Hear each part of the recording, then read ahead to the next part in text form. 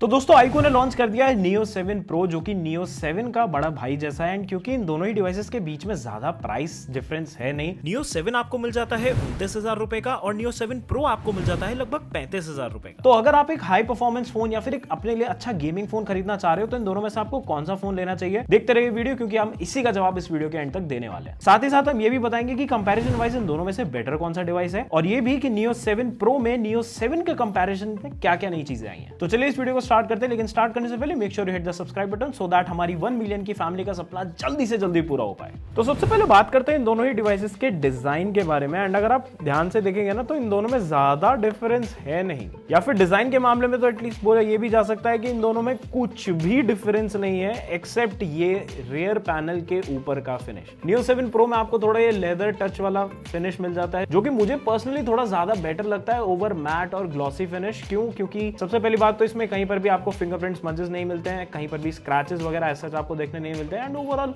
एक हाथ में भी थोड़ी कंफर्टेबल ग्रिप बनी रहती है। बाकी उसके अलावा भी अगर आप ध्यान से देखोगे तो आजू बाजू ऊपर नीचे कहीं पर भी कोई डिफरेंस नहीं है भाई डिजाइन के मामले में। तो लेफ्ट राइट नीचे भी सेम वही पोर्ट्स आपको मिलते हैं एग्जैक्ट, और ऊपर की प्लेसमेंट भी वही है, इवन कैमरा प्लेसमेंट भी एकदम एग्जैक्ट डिट्टो है। इनफैक्ट अगर आप वेट भी देखोगे ना तो Neo 7 का वेट है 193 ग्राम्स और Neo 7 Pro का वेट है 194 ग्राम्स। तो मतलब भाई वेट में भी कोई डिफरेंस नहीं है। बाकी अगर डिजाइन को कंक्लूड किया जाना तो क्योंकि भाई कहीं से कहीं तक भी कोई डिफरेंस नहीं है, लेकिन फिर भी मैं यहाँ पर एक पॉइंट देना चाहूंगा Neo 7 Pro को। क्यों? क्योंकि भाई इसका ये जो है वाला नया वाला फिनिश है ना, ये बहुत अच्छा है। इसकी वजह से फोन काफी ग्रिपी होता है, हाथ से ऐसा लगता नहीं है कि फिसल कर गिर जाएगा। बाकी अब आगे बढ़ते हैं और बात करते हैं दोनों डिवाइसेस की डिस्प्ले के बारे में। तो जैसे कि भाई डिजाइन की बात हुई है ना, यहाँ पर डिस्प्लेस भी एक दूसरे की एग्जैक्ट सिमिलर है। जहां पर आपको Neo 7 में मिली थी 6.7 इंच की एमोलेड डिस्प्ले, वही सेम डिस्प्ले आपको Neo 7 Pro में मिलती है। Neo 7 में भी 120 हर्ट्ज रिफ्रेश रेट था, Neo 7 Pro में भी 120 हर्ट्ज का रिफ्रेश रेट है। उसके अलावा दोनों ही डिस्प्लेस को HDR10+ की सर्टिफिकेशन भी है, एंड इन दोनों की पीक ब्राइटनेस भी 1300 निट्स है। लेकिन ये तो हो गई पेपरबाजी की बात, लेकिन हम इन दोनों को रियल लाइफ में टेस्ट करेंगे यूजिंग आवर ओन लक्ष्मी। तो अगर Neo 7 की बात की जाए ना तो इसकी पीक ब्राइटनेस निकल कर आ रही है अराउंड 680 690,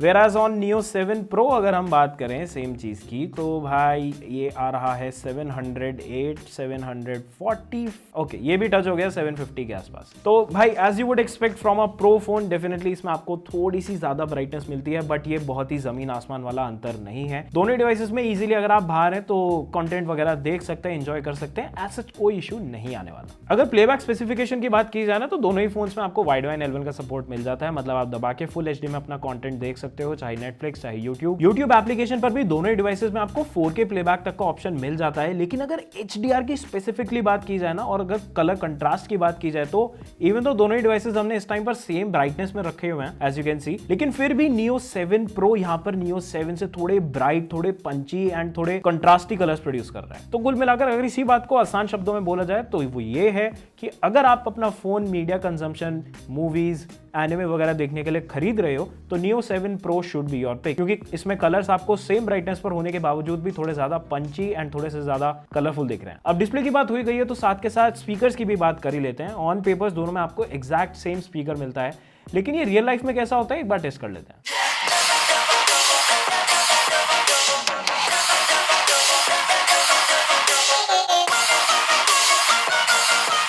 और अब बारी है Neo 7 Pro की।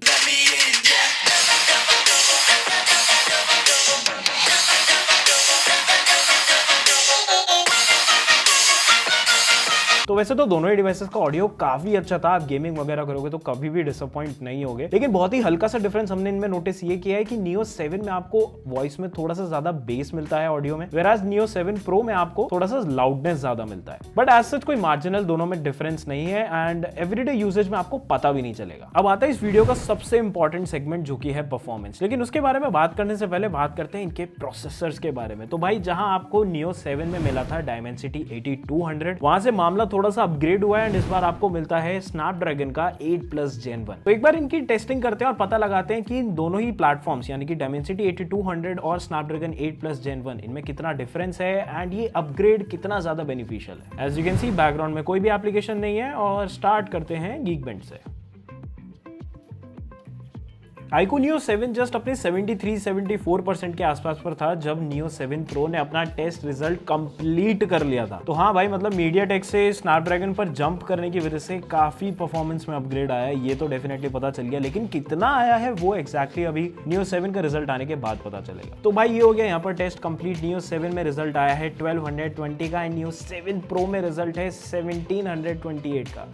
लगभग 550 पॉइंट्स के आसपास का डिफरेंस है एंड ये काफी बड़ा जंप होता है भाई। अब लगे यार तो AnTuTu को भी टेस्ट कर लेते हैं यार। तो भाई हो चुका है टेस्ट यहाँ पर कंप्लीट एंड Geekbench के जैसे ही यहाँ पर AnTuTu को भी Neo 7 Pro ने पहले खत्म कर लिया था एंड ये रहे रिजल्ट्स हमारे सामने। एंड रिजल्ट्स तो देखो भाई, Neo 7 Pro ने 1 मिलियन क्रॉस फाइनली कर लिया है। तो जितना भी हमें पास्ट कंपैरिजंस में ऐसा फील हुआ था कि भाई Neo 7 काश 1 मिलियन टच कर पाता, अब फाइनली वो कर पाएगा। Kudos to Snapdragon. गेमिंग के मामले में अगर हम देखें तो कॉल ऑफ ड्यूटी में आपको दोनों ही डिवाइसेस में वेरी हाई ग्राफिक्स क्वालिटी मिल जाएगी along with maximum frame rate जो कि 60 FPS है। एंड मैं यहाँ पर आपको गेमिंग का छोटा सा नमूना जरूर दिखाऊंगा, लेकिन अगर आपको डिटेल टेस्टिंग चाहिए ना तो वो हमने दोनों ही डिवाइसेस की करके चैनल पर डाली हुई है, जिसको आप चेकआउट कर सकते हो आई बटन पर।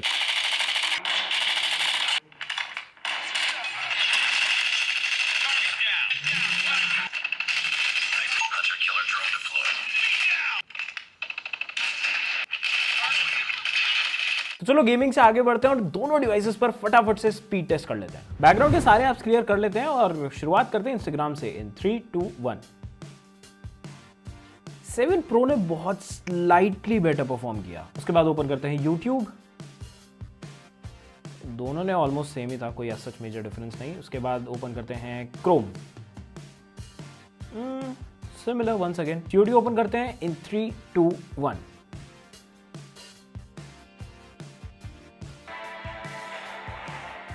And 7 Pro once again 1-2 second का डिफरेंस था, but once again not a major difference. तो बढ़ते हैं अगले ऐप की तरफ, Spotify इन 3, 2, 1। दोनों में सिमिलर ही था, नो मेजर डिफरेंस। Swiggy इन 3, 2, 1। वंस अगेन कुछ मेजर नहीं। Paytm इन 3, 2, 1।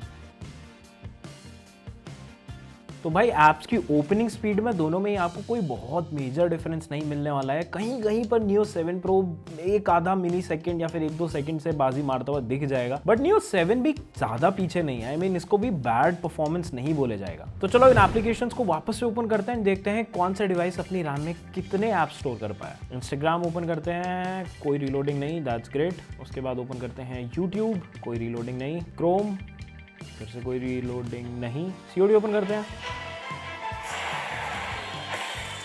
इधर भी कोई रिलोडिंग नहीं। स्पॉटिफाई में भी कोई रिलोडिंग नहीं। स्विगी में भी कोई रिलोडिंग नहीं। एंड लास्ट पेटीएम में भी कोई रिलोडिंग नहीं। तो अगर परफॉर्मेंस को कंक्लूड किया जाए ना तो भाई देखो, ऑन पेपर बेंचमार्क टेस्टिंग जो होती है ना, उसमें तो 7 Pro ने भाई एकदम ऐसे छप्पर फाड़ के आगे निकल गया वो। बट जो डे टू डे वाली यूजेज होती है ना, उसमें I don't think Neo 7 and 7 Pro में ज़्यादा डिफरेंस है। दोनों में ही ऑलमोस्ट स्मूथनेस का सेम ही लेवल था एंड एज सच कहीं पर भी कोई लैग हमने नोटिस नहीं किया। अब अगर सॉफ्टवेयर की बात की जाए ना तो इन दोनों फोन्स में आपको वो एग्जैक्ट सिमिलर मिलता है, FunTouch OS का सेम वर्जन जो कि बेस्ड है Android 13 के ऊपर। दोनों में ही आपको सेम एकदम मेन्यू वगैरह मिल जाती है, सेम कस्टमाइजेशन ऑप्शन मिल जाते हैं। लेकिन जहां डिफरेंस है वो है एंड्रॉइड एंड सॉफ्टवेयर अपडेट्स, क्योंकि iQOO Neo 7 में आपको मिलती है 3 साल के एंड्रॉइड अपडेट्स और 4 साल के security updates, whereas Neo 7 Pro में आपको मिलती है 2 साल की एंड्रॉइड अपडेट्स और 3 साल की सिक्योरिटी अपडेट्स। तो अगर मोटा मोटा देखा जाए ना तो भाई दोनों ही डिवाइसेस वैसे तो आपको एंड्रॉइड 15 तक लेकर के चले जाएंगे, लेकिन जो सिक्योरिटी वाली बात होती है ना, उसके मामले में Neo 7 यहाँ पर थोड़ी सी बाजी मार जाता है। अब बहुत हो गई भाई आगे की बात और अंदर की बात, अब फोनों को पीछे घुमाते हैं और बात करते हैं कैमरास के बारे में। तो देखो Neo 7 में आपको मिल जाता है 64 मेगापिक्सल का प्राइमरी कैमरा, 2 मेगापिक्सल का मैक्रो कैमरा और 2 मेगापिक्सल का डेप्थ कैमरा। लेकिन Neo 7 Pro में थोड़े से अपग्रेड यहाँ पर आपको मिलते हैं, लेकिन साथ ही साथ थोड़े से डाउनग्रेड भी हैं, जैसे कि 50 मेगापिक्सल का आपको प्राइमरी कैमरा मिलता है, उसी के साथ मिल जाता है आपको 8 मेगापिक्सल का अल्ट्रा वाइड कैमरा और 2 मेगापिक्सल का macro camera.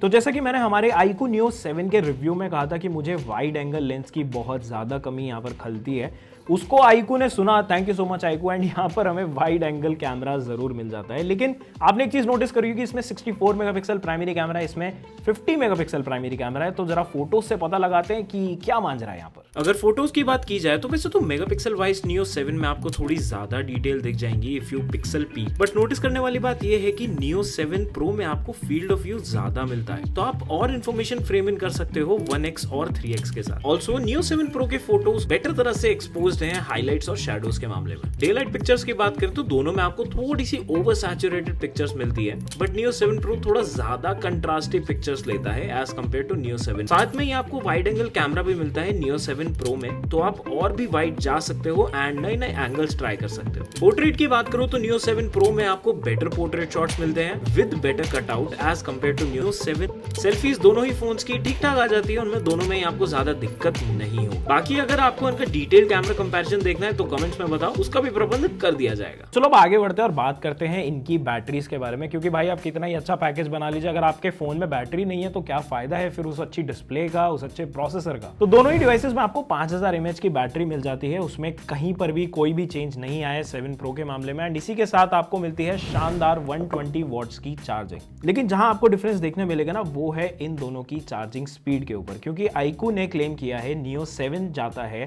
0 to 50 in just 10 minutes, लेकिन Neo 7 Pro की अगर बात की जाए तो iQOO बोलती है वो 0 से 50% तक जा सकता है 8 मिनट में। एंड हमारी बैटरी टेस्ट में भी हमने काफी बार नोटिस किया है कि भाई iQOO जब चार्जिंग के मामले में उतरती है ना तो बहुत ही धागे खोल देती है। अगर स्क्रीन ऑन टाइम की बात की जाए ना तो Neo 7 लगभग 7 से 7.5 घंटे के आसपास का स्क्रीन ऑन टाइम दे देता है एक सिंगल चार्ज में।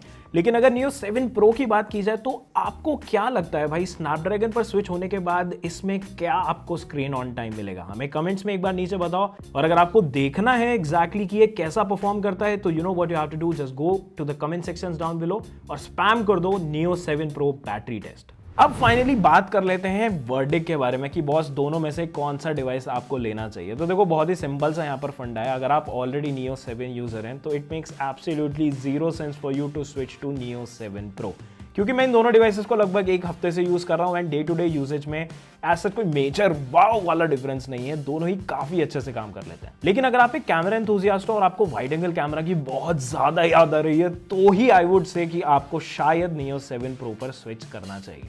वेराज अगर आप एक यूजर हो जो कि Neo 7 या फिर कोई एक नया फोन खरीदने का सोच रहा है तो उस केस में आई वुड डेफिनेटली रिकमेंड कि आपको Neo 7 Pro चूज करना चाहिए, क्योंकि भाई यहाँ पर क्या हुआ है ना, मैं आपको साफ साफ बताता हूँ, Neo 7 में जितनी भी कमियां थी ना वो Neo 7 Pro में यहाँ पर फुलफिल कर दी गई हैं। भले ही आप कैमरा में वाइड एंगल लेंस की बात कर लीजिए, भले ही आप डिस्प्ले में HDR की बात कर लीजिए, या फिर आप डिजाइन की बात कर लीजिए, यहाँ पर जो नया वीगन लेदर वाला फिनिश है, या फिर आप प्रोसेसर की बात कर लीजिए, ये सभी चीजें कुल मिलाकर डेफिनेटली एक थोड़ा सा एडवांस, एक थोड़ा सा बेटर पैकेज यहाँ पर Neo 7 Pro को प्रूव करता है। लेकिन आई वुड स्टिल रिकमेंड कि थोड़ा सा रुक जाना, क्योंकि भाई Amazon और Flipkart के ऊपर काफी तगड़े वाले डिस्काउंट्स आने वाले हैं। एंड ये जो दोनों ही डिवाइसेस के बीच में प्राइस का डिफरेंस है ना, क्योंकि आपको Neo 7 मिल जाता है अराउंड 29,000 के आसपास में और Neo 7 Pro आपको मिलता है लगभग 35,000 में। तो अगर ये थोड़ा सा इससे लोअर चला जाता है, Neo 7 Pro अराउंड 30 के आसपास मिल जाता है, तो ये सीजन की बेस्ट डील होने वाली है डेफिनेटली। इसी के साथ रैप अप करते हैं इस वीडियो को। Do let us know in the comment sections down below अगर हमने किसी भी पॉइंट को मिस आउट किया है, we will try to fix it in next video. और उसी के साथ भाई जाने से पहले हमें कमेंट्स में जरूर जाकर के बताना कि अगर आपको Neo 7 Pro का बैटरी टेस्ट देखना है तो साथ में और कौन कौन से डिवाइसेस चाहिए। दिस मी साइनिंग आउट, मिलते हैं आपसे अगली वीडियो में। Till then take care, bye bye.